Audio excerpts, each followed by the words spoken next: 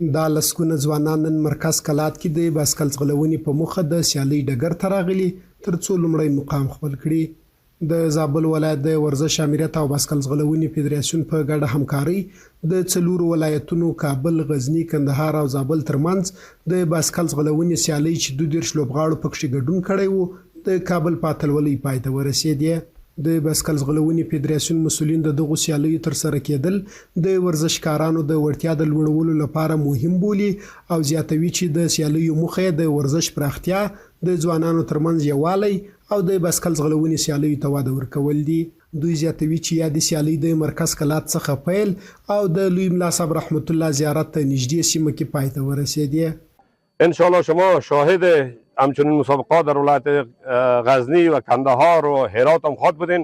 به خاطر رشد و ارتقا و همچنان همدلی و همبرادری بین ولایت‌های کشور امروز شما از اکثریت ولایت‌های کشور می‌بینین از بدخشان ما اینجا ورزشکار داریم، از لوگر ورزشکار داریم، در صورتی که اونا دعوت نشده بود اما یک ورزشکار داریم. این به خاطر رشد و همدلی و ترقی ورزش. راتلونکي ته مله خیره دا پلان دی چې د دې پلان څلور ولایت را دعوت کړ. راتلونکي ته ان شاء الله پلان نیولې دی چې واته ولایت را دعوت کوم. زموږ ان شاء الله اوله برنامه ولایتونه ماشاء الله ډېر خوشاله دي.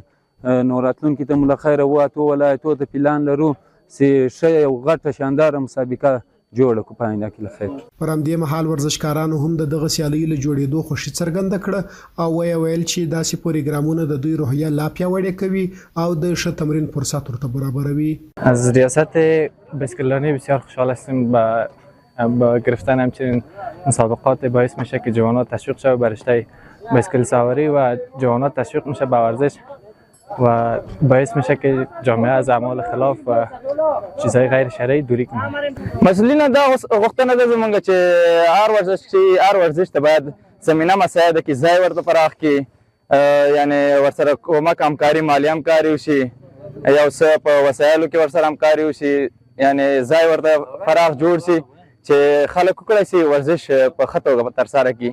د یادونې وړ ده چې زابل کې د څلورو ولایتونو ترمنځ د فوټبال پیل شوې سیالۍ د سپین بولدک لوبډلې په اتلولۍ سره پای ته ورسېدې.